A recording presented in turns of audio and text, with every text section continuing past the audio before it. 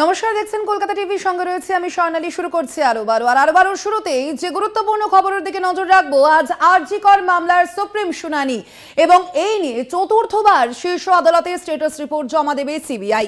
গত 17 সেপ্টেম্বর শেষবার আরজি কর মামলার শুনানি হয় এবং পরবর্তী শুনানির দিন ধার্য ছিল 27 তারিখ। তবে কিছু সমস্যা থাকায় শুনানি পিছিয়ে যায়। সকালের বদলে আজ দুপুর 2টোয় শুনানির সম্ভাবনা থাকছে। কবে মিলবে বিচার, সুপ্রিম শুনানিতে নজর রয়েছে গোটা দেশের। কথা বলবো, ফোন লাইনে রয়েছেন প্রতিনিধি পল্লব চট্টোপাধ্যায়। পল্লবদা, আমরা দেখেছিলাম যে গত বারের যে শুনানি ছিল সেই শুনানিতে কিন্তু একাধিক বিষয় উঠে এসেছিল। সিবিআই থেকে যে রিপোর্ট পাওয়া গিয়েছিল সেই রিপোর্ট দেখে কিন্তু শীর্ষ আদালত জানিয়েছিল তা বিচলিত করে দিয়েছে শীর্ষ আদালতকে এবং প্রধান বিচারপতিকে। আজ সেক্ষেত্রে মূলত কোন কোন বিষয়গুলি তুলে ধরা হতে পারে, কি মনে হচ্ছে? বিষয়টা হত্যা ও ধর্ষণ নিয়ে থাকলেও এই মামলাতে কিন্তু সিবিআই হাতে আরো অনেকগুলো বিষয় মানে তদন্তের এতে রয়েছে আওতায়। তার মধ্যে ওষুধ কেলেঙ্কারি, জুনিয়র ডাক্তারদের ভয় দেখানো, প্রমাণ লোপাট, এরকম অজস্র শাখা প্রশাখা কিন্তু এই মামলার তদন্তে কিন্তু তোমার জড়িয়ে আছে। এবং সেক্ষেত্রে কিন্তু যেটা সিবিআই এর কাছে মূল সমস্যার বিষয় সেটা হচ্ছে যে উপযুক্ত প্রমাণ পেশটা করা। 90 দিনের মধ্যে তাকে চার্জশিট দাখিল করতে হবে। পরবর্তীকালে তারা সাপ্লিমেন্টারি চার্জশিট দিতেই পারে, কিন্তু প্রাথমিক চার্জশিটটা এমনই হওয়া উচিত যাতে অভিযুক্তদের বিরুদ্ধে অভিযোগগুলো কিন্তু পরবর্তীকালে ট্রায়ালেতে প্রমাণ করা সম্ভব হয়। সুতরাং সিবিআই এর ঘাড়ে কিন্তু এখন পাহাড় প্রমাণ দায়িত্ব। সেক্ষেত্রে অভিযুক্তদের তার কাছ থেকেও বিভিন্ন নথিপত্র ছাড়াও বাজেয়াপ্ত হওয়া ফোন, ল্যাপটপ এবং তাদের ব্যবহার করা কম্পিউটারের সিপিইউ, এগুলোর ফরেনসিক রিপোর্ট কি আসে এবং সেই রিপোর্ট সুপ্রিম কোর্টে আইন পেশ হয় কিনা সেদিকে কিন্তু আমাদের লক্ষ্য থাকবে। তবে একটা জিনিস বলে রাখা ভালো যে সিবিআই রিপোর্ট এখনো পর্যন্ত যে অন্তর্বর্তী রিপোর্টগুলো সুপ্রিম কোর্টে জমা দিয়েছে তার কোনো তথ্য কিন্তু সামনে আসেনি। সেক্ষেত্রে দেখা যাক আদালতের মুখ থেকে কিছু বেরোয় কিনা। একদমই, সেক্ষেত্রে সেই দিকে আমাদের নজর থাকবে পল্লবদা। কিন্তু তার পাশাপাশি আরো একটি বিষয় জানতে চাইবো তোমার কাছে, যে আমরা দেখেছিলাম গতবারের যে শুনানি সেখানে কিন্তু নির্যাতিতার বাবা একটি চিঠি লিখেছিলেন এবং সেখানে একাধিক অভিযোগের কথা কিন্তু তিনি জানিয়েছিলেন। সেই বিষয়টিও কি আজ উঠে আসতে পারে এই শুনানিতে? অবশ্যই, কারণ মনে রাখতে হবে মৃতার বাবা মা যে চিঠিটা দিয়েছিলেন সেই চিঠি চিফ জাস্টিস নিজে পড়ার পর তার সহ বিচারপতিদের দেখান এবং দেখার পর কিন্তু তিনি মন্তব্যটা করেন যে মৃতার বাবা মা যে অভিযোগগুলো এনেছেন সেগুলো কিন্তু অত্যন্ত সিরিয়াস। সুতরাং সেই বিষয়েও কিন্তু সিবিআই কে গুরুত্ব দিয়ে তদন্তের কথা বলা হয়েছিল। ফলে মানে বিশেষ করে সেগুলো হচ্ছে যে তাদের আপত্তি সত্ত্বেও মৃতদেহ দ্রুত দাহটাপ করে দেওয়া, এফআইআর দাখিলে দেরি, দাহটাপ করার সময় তাদের স্বাক্ষর ছাড়াই এক স্থানীয় মানুষের স্বাক্ষরের ভিত্তিতে দাহ হওয়া, এই বিষয়গুলো কিন্তু সিবিআই কে তদন্ত করতে দেখতে বলা হয়। এখন দেখার এদিন সিবিআই এদিনের শুনানিতে সেই সম্পর্কে কোনো আলাদা রিপোর্ট জমা দেয় কিনা। সিবিআই এর সেই রিপোর্টে অবশ্যই সেদিকে আমাদের নজর থাকবে। আপাতত ধন্যবাদ তোমায়। আমরা কথা বলছিলাম, ফোন লাইনে ছিলেন প্রতিনিধি পল্লব চট্টোপাধ্যায়।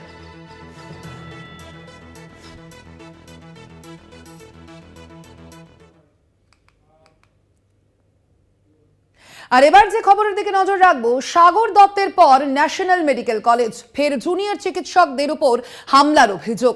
মদ্যপ রোগী এবং পরিবারের হাতে আক্রান্ত জুনিয়র চিকিৎসক প্রাণী মারার হুমকি দেওয়ার অভিযোগও সামনে এসেছে।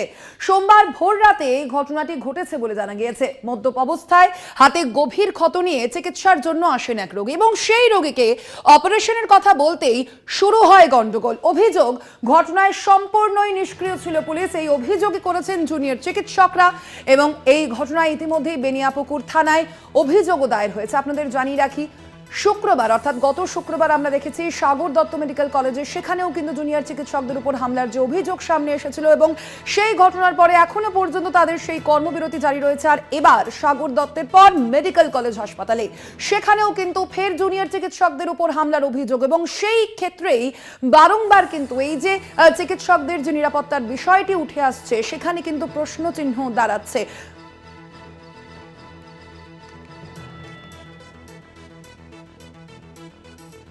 এবং এ বিষয়ে ন্যাশনাল মেডিকেল কলেজ থেকে, সেখান থেকে আমাদের প্রতিনিধি শুভঙ্কর মণ্ডল বিশেষ প্রতিবেদন তুলে ধরেছে, দেখব।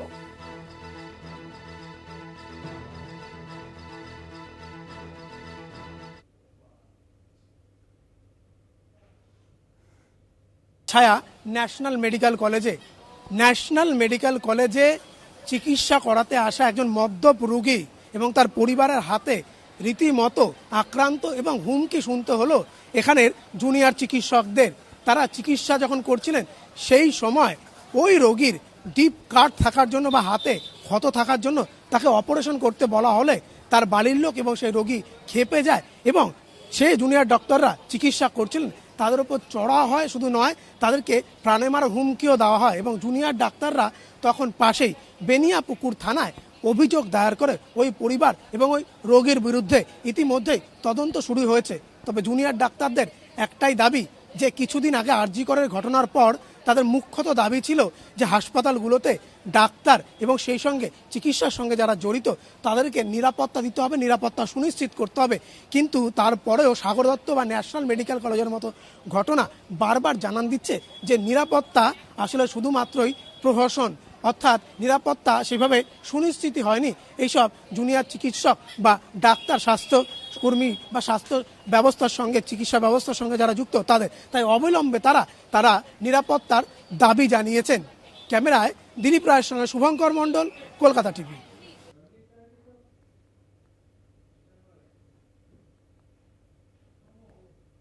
আসছে পরবর্তী খবরে।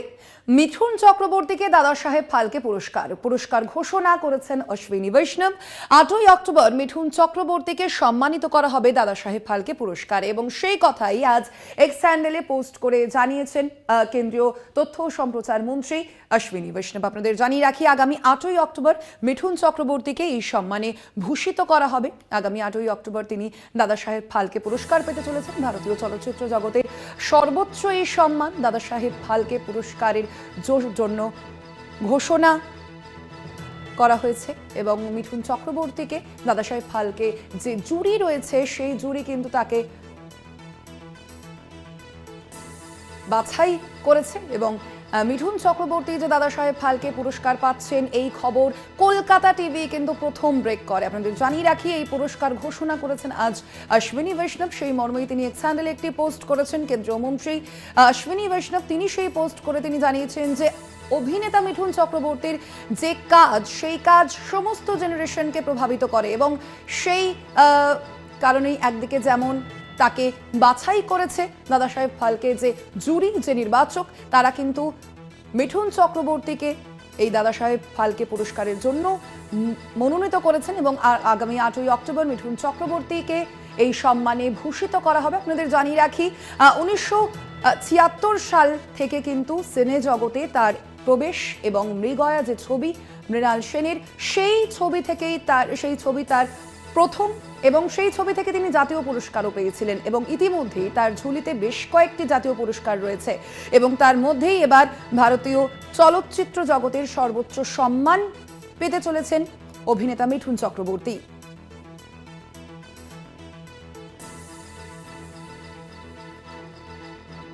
আমরা এ বিষয়ে কথা বলেছিলাম বিশিষ্ট অভিনেতা তথা নাট্যকার কৌশিক সেন এবং বিশিষ্ট অভিনেতা তথা বিজেপি নেতা রুদ্রনীল ঘোষের সঙ্গে। তারা কি বলেছেন শুনবো।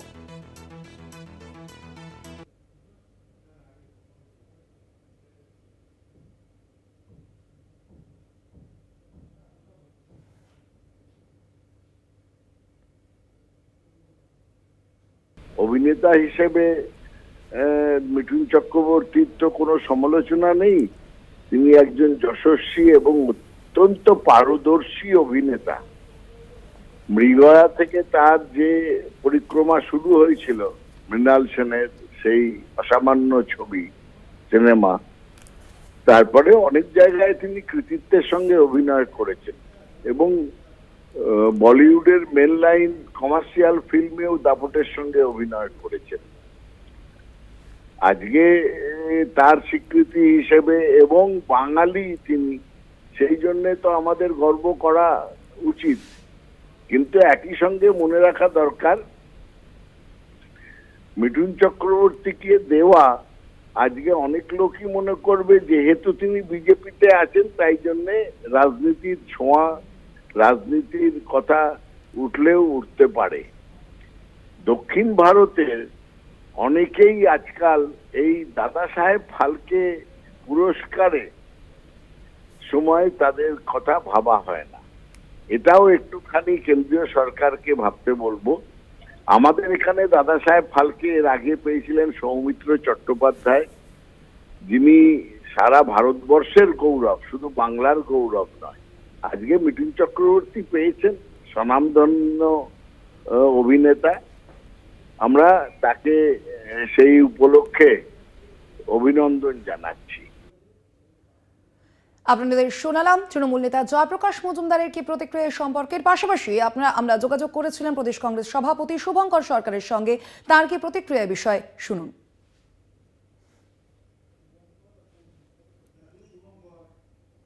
প্রথমেই পশ্চিমবঙ্গের একজন মানুষ হয়ে, প্রদেশ কংগ্রেসের সভাপতি শুধু নয়, পশ্চিমবঙ্গের একজন মানুষ হয়ে আমি এই মিঠুন চক্রবর্তীর পুরস্কার পাওয়াকে ওয়েলকাম করি, আমি অভিনন্দন জানাই।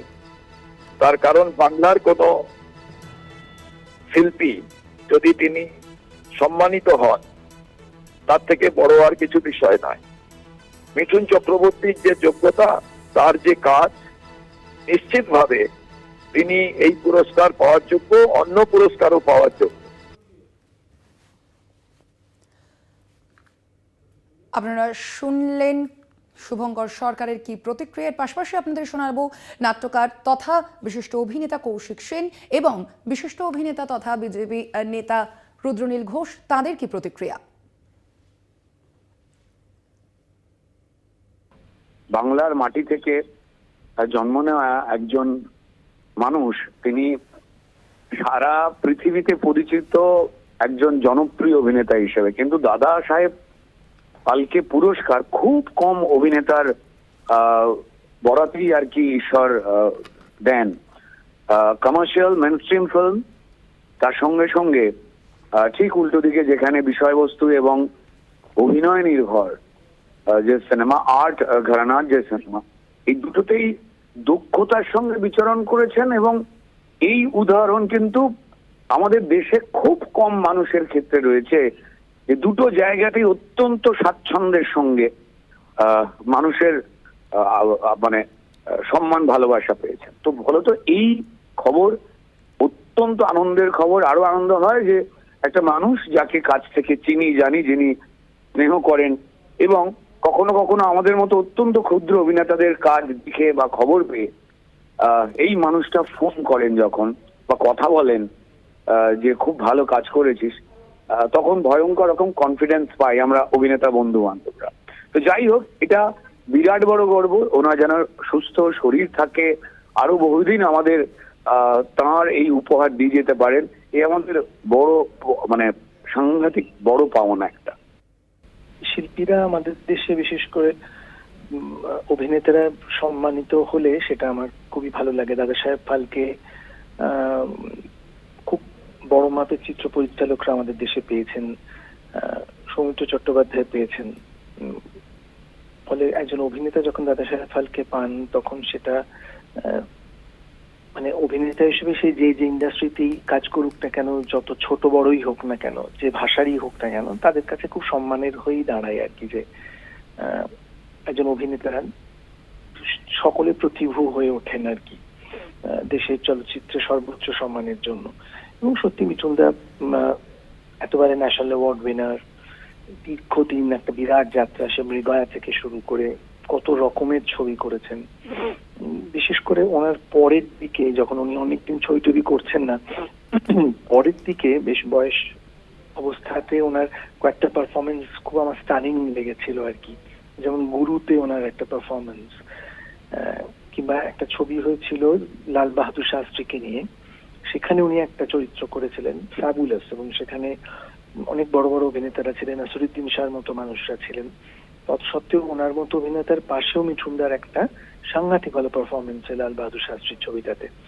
তো এরকম অনেক কথা বলা যায়, এবং অভিনেতা হিসেবে আমরা যারা প্রত্যেক সময় শেখার চেষ্টা করি, আমরা নিশ্চয়ই মিঠুনদার সেরকম পারফরমেন্স গুলো থেকে আমরা অবশ্যই শিখি এবং দেখি একটা মানুষ কিভাবে তার জার্নিটা সেই ডিস্কো ডান্সার থেকে হয়ে কত কমার্শিয়াল ছবি করেও তাহাদের কথার মতো ছবিতে অভিনয় করেছেন, একদম কমপ্লিটলি একটা অন্য রকমের চরিত্র। ফলে he is a versatile actor, no doubt about that. আপনাদের শোনালাম বিশিষ্ট অভিনেতা থেকে শুরু করে রাজনৈতিক নেতৃত্ব, তাদের কি প্রতিক্রিয়া, আর এই সম্পর্কে অভিনেতা মিঠুন চক্রবর্তী তাঁর কি প্রতিক্রিয়া শুনবো। বা কি বলবো ভাই, আমার কাছে না শব্দ আছে, না আমি হাসতে পারছি, না খুশিতে কাঁদতে পারছি। একটা কলকাতার অন্ধ গলি থেকে উঠে আসা ছেলে, বোম্বেতে ফুটপাতে থেকে লড়ে আজ এখানে এসেছি, তাকে এত বড় সম্মান দিলে সে কি বলবে, কিছুই বলতে পারে না। আমি বাকরুদ্ধ হয়ে গেছি। এটুকুই বলছি, এটা আমি ডেডিকেট করলাম আমার ফ্যামিলিকে আর পুরো পৃথিবীতে আমার যত ফ্যান আছে তাদের। Thank you.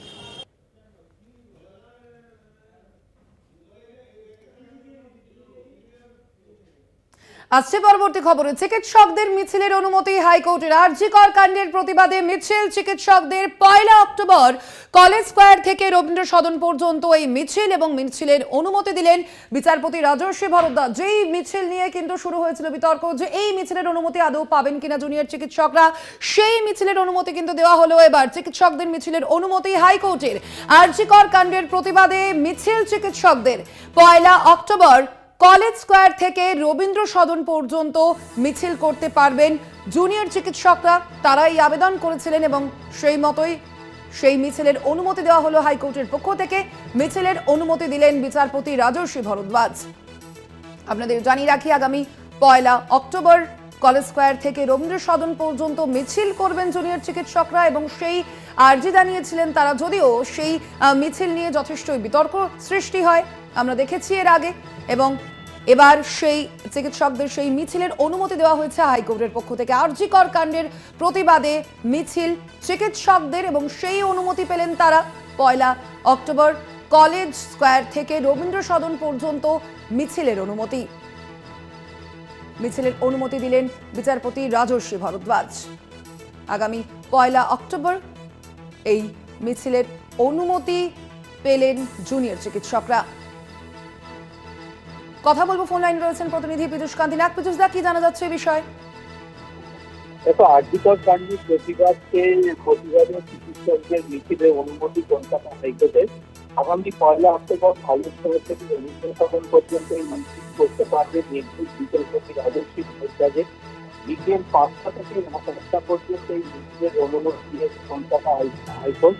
তবে কলকাতা হাইকোর্ট পরিষ্কার জানিয়ে দিয়েছে, প্রতিবাদটা স্বেচ্ছাসেবক রাখতে হবে এই সংগঠনকে। রাজ্যের অ্যাডভোকেট জেনারেল যখন আদালতের কাছে জানান যে অংশগ্রহণ কার্যের সংখ্যা তথ্য কথা হোক, সেক্ষেত্রে আইনজীবী বিকাশ রঞ্জন ভট্টাচার্য আদালতকে জানান যে তাদের সংখ্যা তারা বলতে পারেন, কিন্তু সাধারণ মানুষ যদি যোগ দেন তাহলে সেক্ষেত্রে তাদের কিছু করার নেই। যদিও বিচারপতি রাজর্ষি ভরদ্বাজ বলেন যে রাজ্যের উদ্দেশ্যে বলে যে কোনো আন্দোলনে যদি বর্ষাক্রম হয় সেক্ষেত্রে তার নিয়ন্ত্রণ করতে পারবে না পুলিশ, কারণ পুজোর সময় প্রচুর ভিড় হয়, সেক্ষেত্রে তো পুলিশকে দেখা যায় নিয়ন্ত্রণ করতে। সেই বিষয়টি কিন্তু রাজ্যের অ্যাডভোকেট জেনারেল মেনে নেন এবং বিচারপতি নির্দিষ্ট কোনো সংখ্যা বলে নেননি। ফলে এই যে চিকিৎসকদের মিছিল, সেই মিছিল কিন্তু 1 অক্টোবর কলেজ স্কয়ার থেকে রবীন্দ্র সদন পর্যন্ত হবে, নির্দেশ কলকাতা হাইকোর্ট। ধন্যবাদ তোমায়। আমরা কথা বলছিলাম, ফোন লাইনে ছিলেন প্রতিনিধি পীযূষ কান্তি নাগ।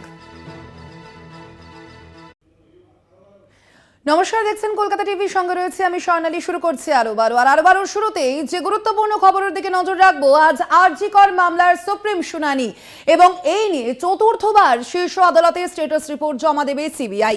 গত 17 সেপ্টেম্বর শেষবার আরজি কর মামলার শুনানি হয় এবং পরবর্তী শুনানির দিন ধার্য ছিল 27 তারিখ। তবে কিছু সমস্যা থাকায় শুনানি পিছিয়ে যায়। সকালের বদলে আজ দুপুর 2টোয় শুনানির সম্ভাবনা থাকছে। কবে মিলবে বিচার, সুপ্রিম শুনানিতে নজর রয়েছে গোটা দেশের। কথা বলবো, ফোন লাইনে রয়েছেন প্রতিনিধি পল্লব চট্টোপাধ্যায়। পল্লবদা, আমরা দেখেছিলাম যে গত বারের যে শুনানি ছিল সেই শুনানিতে কিন্তু একাধিক বিষয় উঠে এসেছিল। সিবিআই থেকে যে রিপোর্ট পাওয়া গিয়েছিল সেই রিপোর্ট দেখে কিন্তু শীর্ষ আদালত জানিয়েছিল তা বিচলিত করে দিয়েছে শীর্ষ আদালতকে এবং প্রধান বিচারপতিকে। আজ সেক্ষেত্রে মূলত কোন কোন বিষয়গুলি তুলে ধরা হতে পারে, কি মনে হচ্ছে? বিষয়টা হত্যা ও ধর্ষণ নিয়ে থাকলেও এই মামলাতে কিন্তু সিবিআইয়ের হাতে আরো অনেকগুলো বিষয় মানে তদন্তের এতে রয়েছে আওতায়। তার মধ্যে ওষুধ কেলেঙ্কারি, জুনিয়র ডাক্তারদের ভয় দেখানো, প্রমাণ লোপাট, এরকম অজস্র শাখা প্রশাখা কিন্তু এই মামলার তদন্তে কিন্তু তোমার জড়িয়ে আছে। এবং সেক্ষেত্রে কিন্তু যেটা সিবিআইয়ের কাছে মূল সমস্যার বিষয় সেটা হচ্ছে যে উপযুক্ত প্রমাণ পেশটা করা। 90 দিনের মধ্যে তাকে চার্জশিট দাখিল করতে হবে। পরবর্তীকালে তারা সাপ্লিমেন্টারি চার্জশিট দিতেই পারে, কিন্তু প্রাথমিক চার্জশিটটা এমনই হওয়া উচিত যাতে অভিযুক্তদের বিরুদ্ধে অভিযোগগুলো কিন্তু পরবর্তীকালে ট্রায়াল এতে প্রমাণ করা সম্ভব হয়। সুতরাং সিবিআইয়ের ঘাড়ে কিন্তু এখন পাহাড় প্রমাণ দায়িত্ব। সেক্ষেত্রে অভিযুক্তদের কাছ থেকেও বিভিন্ন নথিপত্র ছাড়াও বাজেয়াপ্ত হওয়া ফোন, ল্যাপটপ এবং তাদের ব্যবহার করা কম্পিউটারের সিপিইউ, এগুলোর ফরেনসিক রিপোর্ট কি আসে এবং সেই রিপোর্ট সুপ্রিম কোর্টে আইরিন পেশ হয় কিনা সেদিকে কিন্তু আমাদের লক্ষ্য থাকবে। তবে একটা জিনিস বলে রাখা ভালো যে সিবিআই রিপোর্ট এখনো পর্যন্ত যে অন্তর্বর্তী রিপোর্টগুলো সুপ্রিম কোর্টে জমা দিয়েছে তার কোনো তথ্য কিন্তু সামনে আসেনি।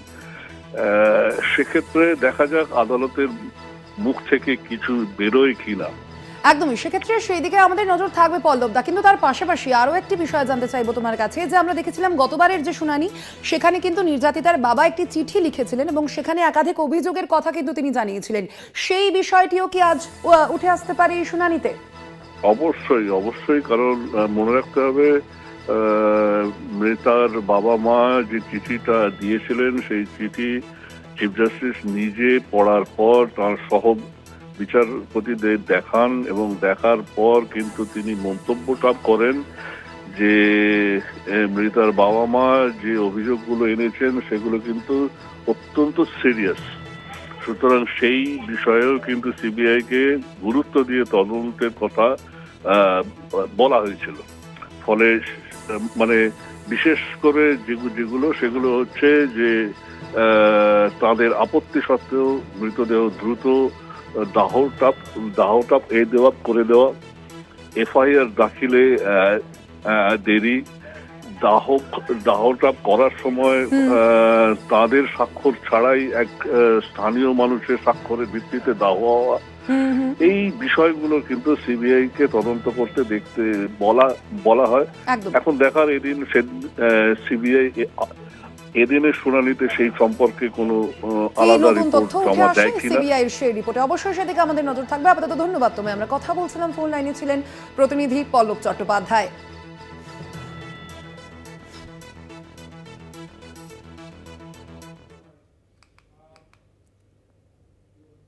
আর এবার যে খবরের দিকে নজর রাখবো, সাগর দত্তের পর ন্যাশনাল মেডিকেল কলেজ ফের জুনিয়র চিকিৎসকদের উপর হামলার অভিযোগ। মদ্যপ রোগী এবং পরিবারের হাতে আক্রান্ত জুনিয়র চিকিৎসক প্রাণী মারার হুমকি দেওয়ার অভিযোগও সামনে এসেছে। সোমবার ভোর রাতে ঘটনাটি ঘটেছে বলে জানা গিয়েছে। মদ্যপ অবস্থায় হাতে গভীর ক্ষত নিয়ে চিকিৎসার জন্য আসেন এক রোগী এবং সেই রোগীকে অপারেশনের কথা বলতেই শুরু হয় গন্ডগোল। অভিযোগ, ঘটনায় সম্পূর্ণই নিষ্ক্রিয় ছিল পুলিশ। এই অভিযোগই করেছেন জুনিয়র চিকিৎসকরা এবং এই ঘটনায় ইতিমধ্যেই বেনিয়াপুকুর থানায় অভিযোগও দায়ের হয়েছে। আপনাদের জানিয়ে রাখি, শুক্রবার অর্থাৎ গত শুক্রবার আমরা দেখেছি সাগর দত্ত মেডিকেল কলেজে, সেখানেও কিন্তু জুনিয়র চিকিৎসকদের উপর হামলার যে অভিযোগ সামনে এসেছিল এবং সেই ঘটনার পরে এখনো পর্যন্ত তাদের সেই কর্মবিরতি জারি রয়েছে। আর এবার সাগর দত্তের পর মেডিকেল কলেজ হাসপাতালে, সেখানেও কিন্তু ফের জুনিয়র চিকিৎসকদের উপর হামলার অভিযোগ এবং সেই ক্ষেত্রেই বারংবার কিন্তু এই যে চিকিৎসকদের যে নিরাপত্তার বিষয়টি উঠে আসছে, সেখানে কিন্তু প্রশ্নচিহ্ন দাঁড়াচ্ছে।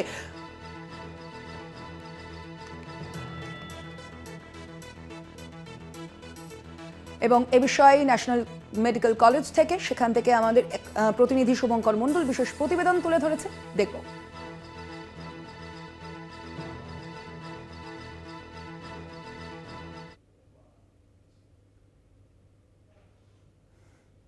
ছায়া ন্যাশনাল মেডিকেল কলেজে চিকিৎসা করাতে আসা একজন মদ্যপ রোগী এবং তার পরিবারের হাতে রীতিমতো আক্রান্ত এবং হুমকি শুনতে হলো এখানের জুনিয়র চিকিৎসকদের। তারা চিকিৎসা যখন করছিলেন সেই সময় ওই রোগীর ডিপ কাট থাকার জন্য বা হাতে ক্ষত থাকার জন্য তাকে অপারেশন করতে বলা হলে তার বাড়ির লোক এবং সেই রোগী ক্ষেপে যায় এবং সেই জুনিয়র ডক্টররা চিকিৎসা করছিলেন তাদের উপর চড়া হয়। শুধু নয়, তাদেরকে প্রাণে মারার হুমকিও দেওয়া হয় এবং জুনিয়র ডাক্তাররা তখন পাশেই বেনিয়াপুকুর থানায় অভিযোগ দায়ের করে ওই পরিবার এবং ওই রোগীর বিরুদ্ধে ইতিমধ্যেই তদন্ত শুরু হয়েছে। তবে জুনিয়র ডাক্তারদের একটাই দাবি যে কিছুদিন আগে আরজি করের ঘটনার পর তাদের মুখ্যত দাবি ছিল যে হাসপাতালগুলোতে ডাক্তার এবং সেই সঙ্গে চিকিৎসার সঙ্গে যারা জড়িত তাদেরকে নিরাপত্তা দিতে হবে, নিরাপত্তা সুনিশ্চিত করতে হবে। কিন্তু তারপরেও সাগর দত্ত বা ন্যাশনাল মেডিকেল কলেজের মতো ঘটনা বারবার জানান দিচ্ছে যে নিরাপত্তা আসলে শুধুমাত্রই প্রহসন, অর্থাৎ নিরাপত্তা সেভাবে সুনিশ্চিত হয়নি। এইসব জুনিয়র চিকিৎসক বা ডাক্তার, স্বাস্থ্যকর্মী বা স্বাস্থ্য ব্যবস্থার সঙ্গে, চিকিৎসা ব্যবস্থার সঙ্গে যারা যুক্ত তাদের, তাই অবিলম্বে তারা নিরাপত্তার দাবি জানিয়েছেন। ক্যামেরায় দিলীপ রায়ের সঙ্গে শুভঙ্কর মণ্ডল, কলকাতা টিভি।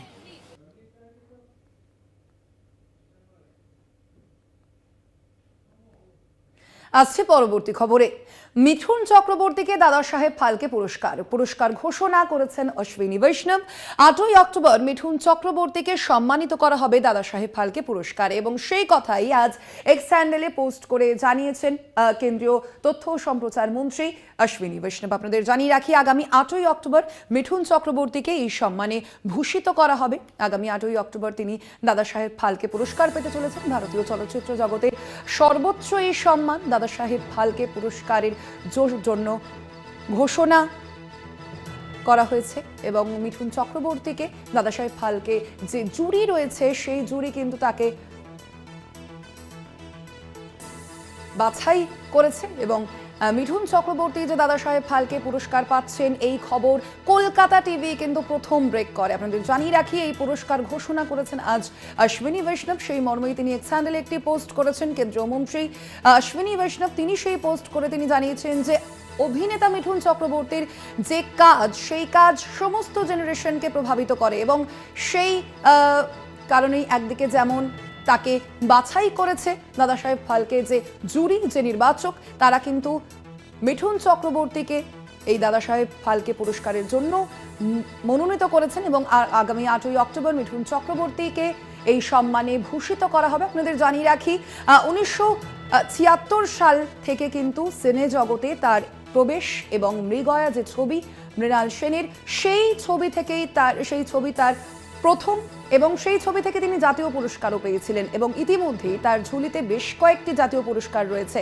এবং তার মধ্যেই এবার ভারতীয় চলচ্চিত্র জগতের সর্বোচ্চ সম্মান পেতে চলেছেন অভিনেতা মিঠুন চক্রবর্তী।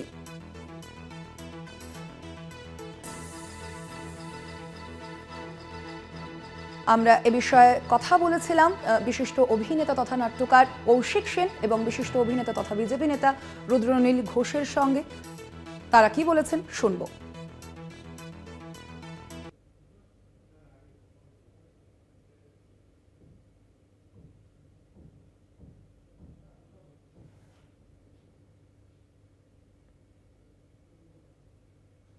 অভিনেতা হিসেবে মিঠুন চক্রবর্তীর তো কোনো সমালোচনা নেই।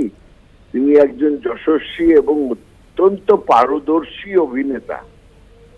মৃগয়া থেকে তার যে পরিক্রমা শুরু হয়েছিল, মৃণাল সেনের সেই অসামান্য ছবি সিনেমা, তারপরে অনেক জায়গায় তিনি কৃতিত্বের সঙ্গে অভিনয় করেছেন এবং বলিউডের মেন লাইন কমার্শিয়াল ফিল্মেও দাপটের সঙ্গে অভিনয় করেছেন। আজকে তার স্বীকৃতি হিসেবে এবং বাঙালি তিনি, সেই জন্য তো আমাদের গর্ব করা উচিত। কিন্তু একই সঙ্গে মনে রাখা দরকার, মিঠুন চক্রবর্তীকে দেওয়া আজকে অনেক লোকই মনে করবে যেহেতু তিনি বিজেপিতে আছেন তাই জন্যে রাজনীতির ছোঁয়া, রাজনীতির কথা উঠলেও উঠতে পারে। দক্ষিণ ভারতের অনেকেই আজকাল এই দাদা সাহেব ফালকে পুরস্কারে সময় তাদের কথা ভাবা হয় না। এটাও একটুখানি কেন্দ্রীয় সরকারকে ভাবতে বলবো। আমাদের এখানে দাদা সাহেব ফালকে এর আগে পেয়েছিলেন সৌমিত্র চট্টোপাধ্যায়, যিনি সারা ভারতবর্ষের গৌরব, শুধু বাংলার গৌরব নয়। আজকে মিঠুন চক্রবর্তী পেয়েছেন, স্বনামধন্য অভিনেতা। আমরা তাকে সেই উপলক্ষে অভিনন্দন জানাচ্ছি। আপনাদের শোনালাম তৃণমূল নেতা জয়প্রকাশ মজুমদারের কি প্রতিক্রিয়া সম্পর্কের পাশাপাশি আমরা যোগাযোগ করেছিলাম প্রদেশ কংগ্রেস সভাপতি শুভঙ্কর সরকারের সঙ্গে, তার কি প্রতিক্রিয়া বিষয় শুনুন।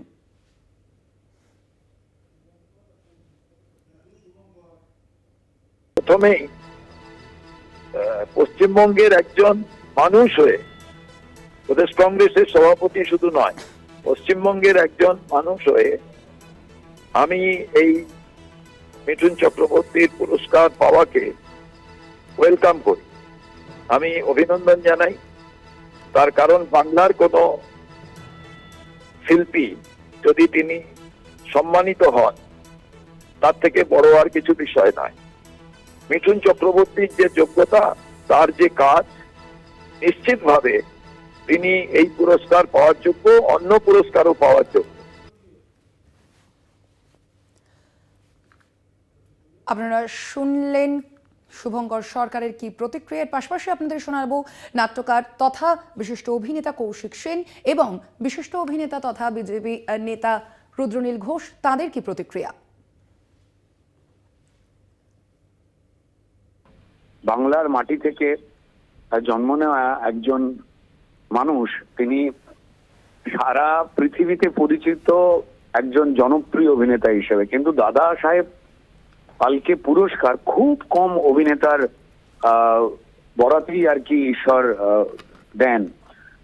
কমার্শিয়াল মেইনস্ট্রিম ফিল্ম, তার সঙ্গে সঙ্গে ঠিক উল্টো দিকে যেখানে বিষয়বস্তু এবং অভিনয় নির্ভর যে সিনেমা, আর্ট ঘরানার যে সিনেমা, এই দুটোতেই দক্ষতার সঙ্গে বিচরণ করেছেন। এবং এই উদাহরণ কিন্তু আমাদের দেশে খুব কম মানুষের ক্ষেত্রে রয়েছে, যে দুটো জায়গাতেই অত্যন্ত স্বাচ্ছন্দ্যের সঙ্গে মানুষের মানে সম্মান ভালোবাসা পেয়েছেন। তো বলতো এই খবর অত্যন্ত আনন্দের খবর। আরো আনন্দ হয় যে একটা মানুষ যাকে কাছ থেকে চিনি জানি, যিনি স্নেহ করেন এবং কখনো কখনো আমাদের মতো অত্যন্ত ক্ষুদ্র অভিনেতাদের কাজ দেখে বা খবর পেয়ে এই মানুষটা ফোন করেন যখন বা কথা বলেন যে খুব ভালো কাজ করেছিস, তখন ভয়ঙ্কর রকম কনফিডেন্স পাই আমরা অভিনেতা বন্ধু বান্ধবরা। তো যাই হোক, এটা বিরাট বড় গর্ব। ওনার যেন সুস্থ শরীর থাকে, আরো বহুদিন আমাদের তার এই উপহার দিয়ে যেতে পারেন, এ আমাদের বড় মানে সাংঘাতিক বড় পাওনা একটা। শিল্পীরা আমাদের দেশে বিশেষ করে অভিনেতারা সম্মানিত হলে সেটা আমার খুবই ভালো লাগে। দাদা সাহেব ফালকে খুব বড় মাপের চিত্র পরিচালকরা আমাদের দেশে পেয়েছেন, সৌমিত্র চট্টোপাধ্যায় পেয়েছেন। ফলে একজন অভিনেতা যখন দাদা সাহেব ফালকে পান তখন সেটা মানে অভিনেতা হিসেবে সে যে ইন্ডাস্ট্রিতেই কাজ করুক না কেন, যত ছোট বড়ই হোক না কেন, যে ভাষারই হোক না কেন, তাদের কাছে খুব সম্মানের হয়েই দাঁড়ায় আর কি যে একজন অভিনেতা সকলে প্রতিভু হয়ে ওঠেন আর কি দেশের চলচ্চিত্রে সর্বোচ্চ সম্মানের জন্য। এবং সত্যি মিঠুনদা এতবারে ন্যাশনাল অ্যাওয়ার্ড উইনার, দীর্ঘদিন একটা বিরাট যাত্রা, সে মৃগয়া থেকে শুরু করে কত রকমের ছবি করেছেন। বিশেষ করে ওনার পরের দিকে যখন উনি অনেকদিন ছবি টবি করছেন না, পরের দিকে বেশ বয়স অবস্থাতে ওনার কয়েকটা পারফরমেন্স খুব আমার স্টানিং লেগেছিল আর কি।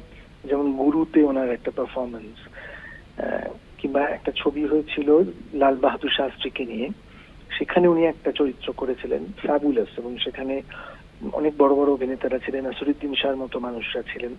তৎসত্ত্বেও ওনার মতো অভিনেতার পাশেও মিঠুনদার একটা সাংঘাতিক ভালো পারফরমেন্স লাল বাহাদুর শাস্ত্রীর ছবিটাতে।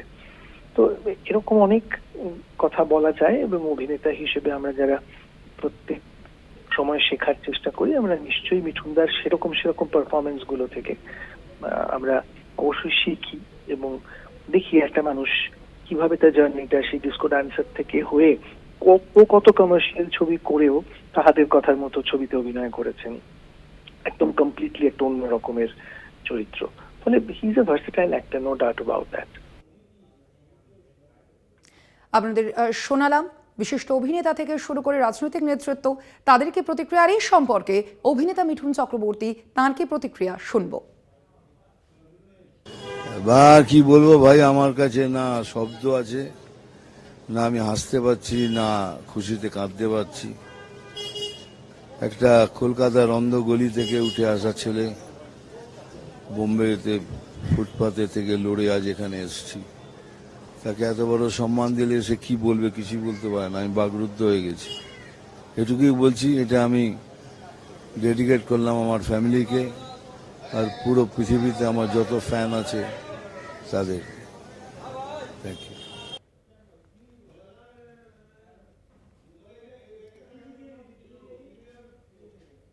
আসছে পরবর্তী খবরে, চিকিৎসকদের মিছিলের অনুমতি হাইকোর্টের। আরজিকর কাণ্ডের প্রতিবাদে মিছিল চিকিৎসকদের 1 অক্টোবর কলেজ স্কয়ার থেকে রবীন্দ্র সদন পর্যন্ত এই মিছিল, এবং মিছিলের অনুমতি দিলেন বিচারপতি রাজর্ষি ভরদ্বাজ। যেই মিছিল নিয়ে কিন্তু শুরু হয়েছিল বিতর্ক যে এই মিছিলের অনুমতি আদৌ পাবেন কিনা জুনিয়র চিকিৎসকরা, সেই মিছিলের অনুমতি কিন্তু দেওয়া হলো। এবার চিকিৎসকদের মিছিলের অনুমতি হাইকোর্টের।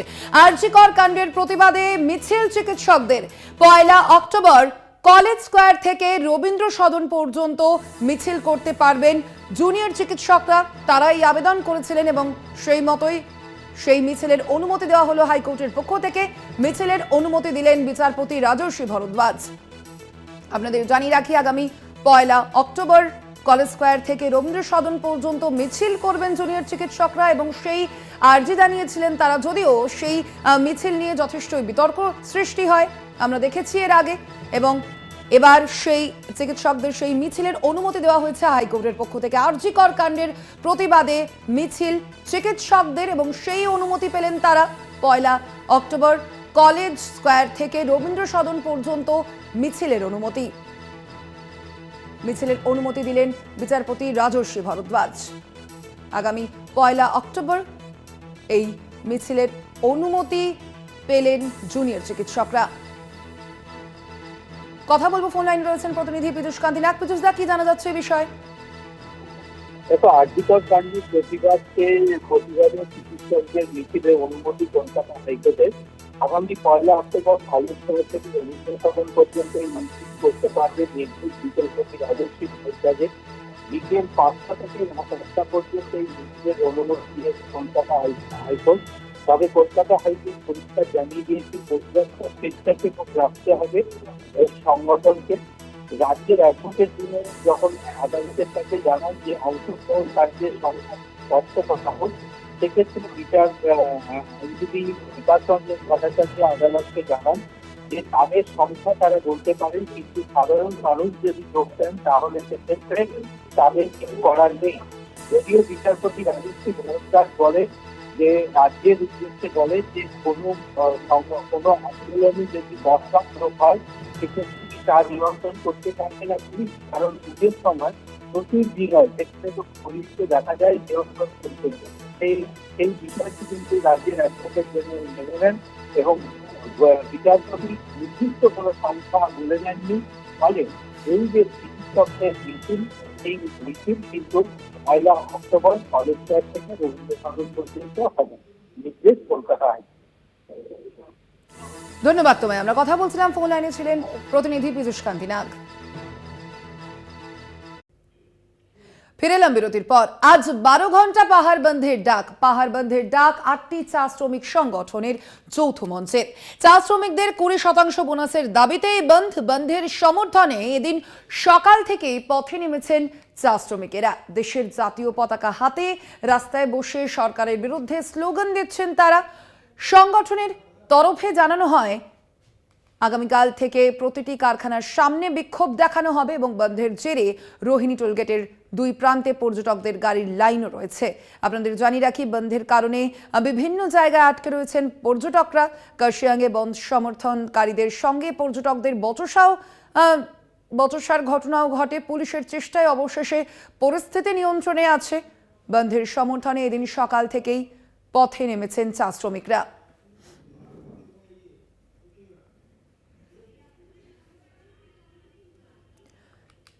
কার্শিয়াংয়ে বন্ধ সমর্থনকারীদের সঙ্গে পর্যটকদের বচসা।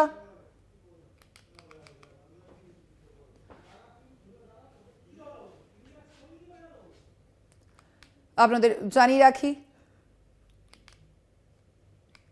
চা শ্রমিকদের 20% বোনাসের দাবিতে এই বন্ধ এবং বন্ধের সমর্থনে এদিন সকাল থেকেই আমরা দেখেছি যে পথে নেমেছেন চা শ্রমিকরা এবং বন্ধের কারণে আটকে রয়েছেন পর্যটকরাও। কার্শিয়াংয়ে দেখা গিয়েছে বন্ধ সমর্থনকারীদের সঙ্গে পর্যটকদের বচসা বাঁধে। দেখতে পাচ্ছেন যেই ছবি, বন্ধ সমর্থনকারীদের নিয়ে প্রিজন ভ্যানে নিয়ে যাওয়া হচ্ছে তাদের।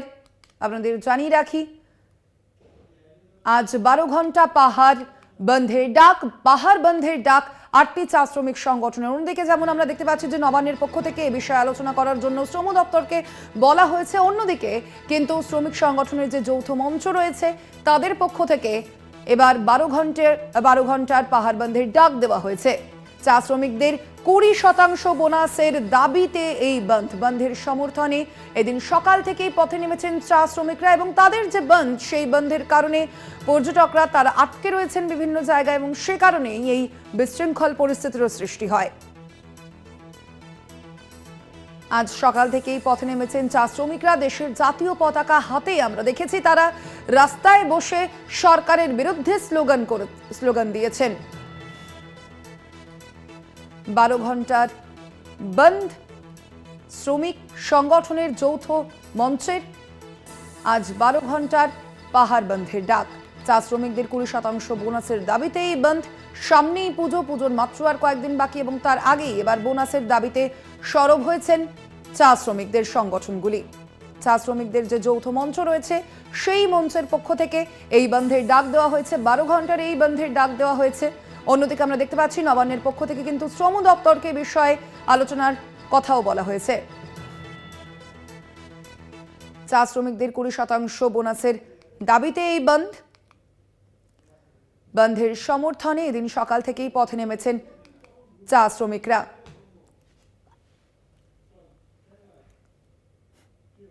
আর ঠিক এই বিষয়ে আমরা কথা বলবো। আমাদের সঙ্গে সরাসরি রয়েছেন আমাদের প্রতিনিধি রীনা কুমার। রীনা, যেমনটা আমরা দেখতে পাচ্ছি যে আজ সকাল থেকেই কিন্তু চা শ্রমিকরা তারা পথে নেমেছেন একদিকে, অন্যদিকে পর্যটকরাও কিন্তু আটকে রয়েছেন এই বন্ধের কারণে। সেক্ষেত্রে সামগ্রিক কি পরিস্থিতি, এখনো পর্যন্ত বন্ধের কি ছবি উঠে আসছে?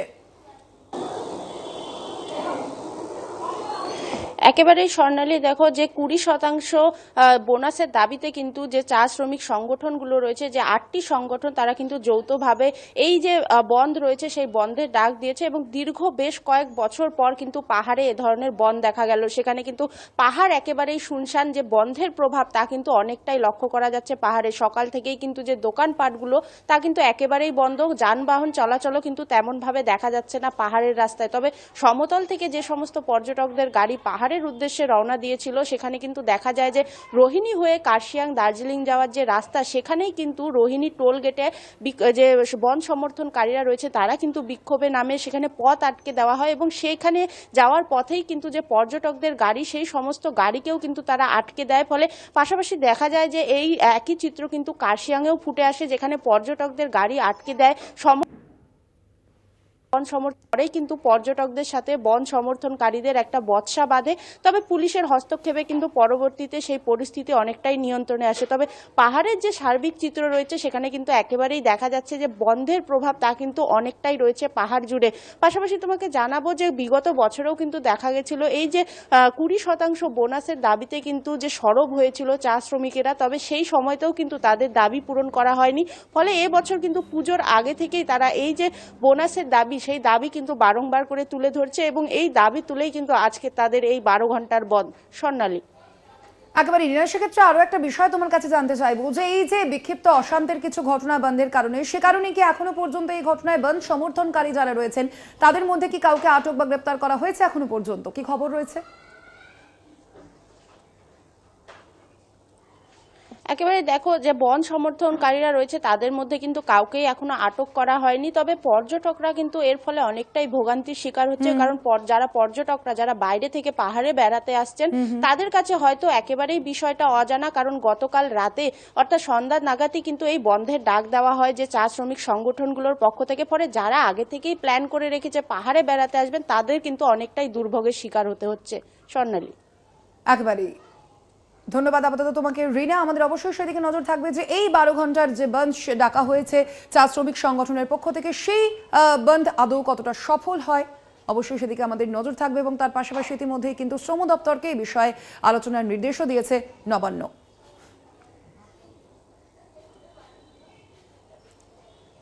আজ 12 ঘন্টার বন্ধ পাহাড়ে ইতিমধ্যেই বিভিন্ন জায়গায় বিক্ষিপ্ত অশান্তির ছবি উঠে এসেছে। অন্যদিকে পর্যটক যারা রয়েছেন তারাও কিন্তু যথেষ্ট সমস্যায় পড়েছেন এই 12 ঘন্টার বন্ধের কারণে। সে কারণেই বিভিন্ন জায়গায় বিক্ষিপ্ত অশান্তির ছবি উঠে আসছে।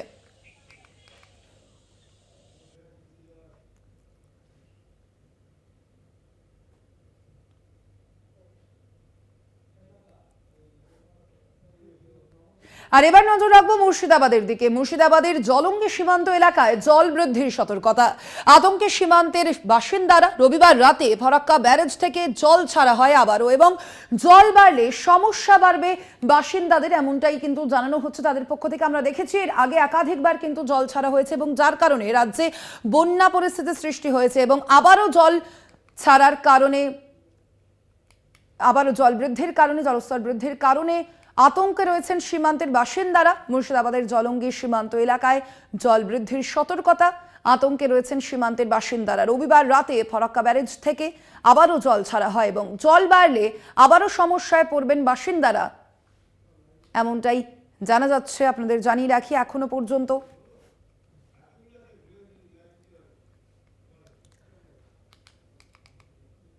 আর এই বিষয়ে আমরা আরো বিস্তারিত জানবো। আমাদের সঙ্গে সরাসরি রয়েছেন আমাদের প্রতিনিধি রাকিবুল ইসলাম। রাকিবুল, যেমনটা আমরা দেখতে পাচ্ছি যে বারংবার কিন্তু জল ছাড়া হচ্ছে, এবং সে কারণে বিপদের সম্মুখীন হচ্ছেন স্থানীয় বাসিন্দারা যারা রয়েছেন। এই মুহূর্তে সামগ্রিক কি পরিস্থিতি, কি বলছেন তারা?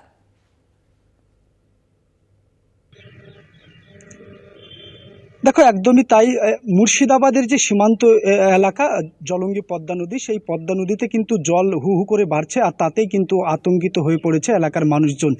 গতকাল রাতে অর্থাৎ রোববার রাতে কিন্তু এলাকার পুলিশ প্রশাসন অর্থাৎ জেলা প্রশাসন তারা কিন্তু একটা সতর্ক বার্তা জানিয়েছেন এবং মাইকিং করেছেন। ফলে এলাকার মানুষ অনেকটাই আতঙ্কে রয়েছে, যেহেতু আবারও জল বৃদ্ধির কারণে কিন্তু ফারাক্কা ব্যারেজের যে অতিরিক্ত জল সেই জল কিন্তু ছাড়া হয়েছে। আর এই জল কিন্তু এসে পৌঁছাবে কিন্তু এই ভারত বাংলাদেশ সীমান্তের পদ্মা নদীতে।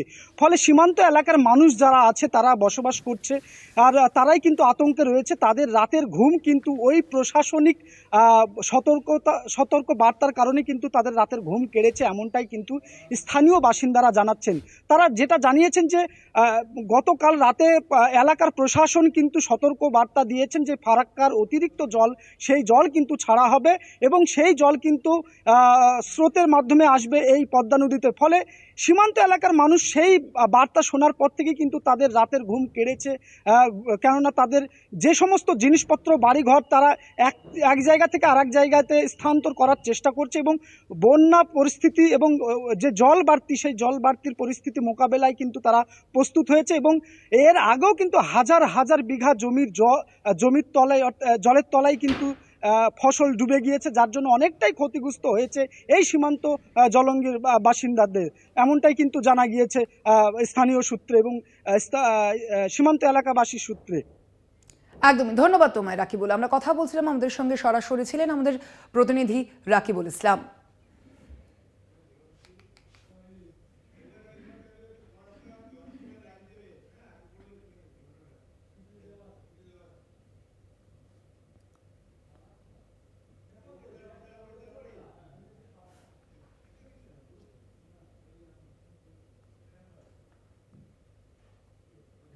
ঝাড়খণ্ডের জলে ভাসছে ফরাক্কা, জলের তলায় ফরাক্কা ব্লকের নিশিন্দ্রার কাটানের রাস্তা, গুরুত্বপূর্ণ রাস্তা সেটি, এবং সেই গুরুত্বপূর্ণ রাস্তা জলমগ্ন হওয়ায় ভোগান্তি। পাহাড়ি জল নামার কারণেই যাতায়াতে অসুবিধা। আপনাদের জানিয়ে রাখি, এই জলস্তর বৃদ্ধির কারণে কিন্তু সমস্যায় পড়েছেন স্থানীয়রা। দেখতে পাচ্ছেন সেই ছবি, গুরুত্বপূর্ণ এই রাস্তা জলমগ্ন হওয়ায় ভোগান্তি স্থানীয়দের। পাহাড়ি জল নামার কারণেই যাতায়াতে অসুবিধা। আমরা এ নিয়ে কথা বলবো। ফোন আমাদের সঙ্গে সরাসরি রয়েছেন আমাদের প্রতিনিধি জয়ন্ত রায়। জয়ন্ত, এই মুহূর্তে সামগ্রিক কি অবস্থা, কি ছবি উঠে আসছে, স্থানীয়রা তারা কি বলছেন? দেখো স্বর্ণালী, আমরা যেটা দেখে আসছি, পাহাড়ে একটু জল, ঝাড়খণ্ড এলাকায় জল হলেই ফারাক্কা, নিশিন্দ্রা এবং বিভিন্ন অনেক জায়গাগুলোই যেমন রাস্তা এখন এই মুহূর্তে ডুবে গেছে। রাস্তাটা আস্তে আস্তে জল কমছে এরকম স্থানীয় সূত্রে আমরা খবর পাচ্ছি এই মুহূর্তে। কিন্তু যদি জল আবার ঝাড়খণ্ড এলাকায় হয় তাহলে কিন্তু আবার জলস্তর বেড়ে গেলে, রাস্তাটা ডুবে গেলে কিন্তু 12 নম্বর জাতীয় সড়ক যে আমাদের জাতীয় সড়ক, সেখানে কিন্তু যোগাযোগ ব্যবস্থাটা বিচ্ছিন্ন হয়ে পড়বে। ফলে কি সমস্যায় পড়বে এলাকাবাসীর, যে অ্যাম্বুলেন্সে করে তার রুগী হাসপাতালে যেতে পারবে না, স্কুল ছাত্র থেকে আরম্ভ করে সবকিছুই একবারে যোগাযোগ ব্যবস্থাটা বিচ্ছিন্ন হয়ে পড়বে বলে মনে হচ্ছে সোনালী। পাশাপাশি আর একটা জিনিস আমরা দেখছি, মুর্শিদাবাদের শামশেরগঞ্জ এবং সুতির একটা অংশ বিস্তীর্ণভাবে জলস্তর ডিবিসি ছেড়েছে, 19 লক্ষ প্রায় জল ছাড়া হয়েছে। একটা আতঙ্ক কিন্তু কাজ করছে তাদের মনে, যারা গঙ্গার তীরবর্তী এলাকার বাসিন্দা তারা কিন্তু একটা আতঙ্কের মধ্যে আছে। প্রশাসন যে সব দিক দিয়ে চেষ্টা করছে তাদেরকে আশ্বস্ত করার, যে আপনারা ভয় করবেন না, তার জন্য মাইক প্রচার করা হচ্ছে, অ্যালার্ট করা হচ্ছে, তবুও তাদের মনে একটা ভয় ভীতি কাজ কিন্তু করছেই স্বর্ণালী। জয়ন্ত, এখনো পর্যন্ত প্রশাসনের পক্ষ থেকে কি কোনো পদক্ষেপ নেওয়া হয়েছে? হ্যাঁ, দেখো, প্রশাসনিক মহলের তরফ থেকে একটা পদক্ষেপ, রাজ্য সরকারের তরফ থেকে তো পদক্ষেপ একটা নেওয়া হয়েছে। যেখানে যেখানে গঙ্গা ভাঙন চলছে এই মুহূর্তে সেই সব জায়গাতে বালির বস্তা ফেলা হচ্ছে। তাতে কিন্তু স্থানীয় যারা বাসিন্দা রয়েছেন, যাদের ভাঙনের ফলে ঘর বাড়ি ভেঙে পড়ছে, তারা কিন্তু সেই বিষয়টা নিয়ে আশ্বস্ত হতে পারছে না। তারা বারবার বলছে যে কেন্দ্র সরকারের হস্তক্ষেপ হলে তবেই এই গঙ্গা ভাঙন রোধ করা যাবে বা বন্যার হাত থেকে বাঁচা যাবে, এইরকমটাই দাবি করছে তারা। একদমই। আপাতত ধন্যবাদ। তুমি আমাদের সরাসরি ছিলেন আমাদের প্রতিনিধি জয়ন্ত রায়।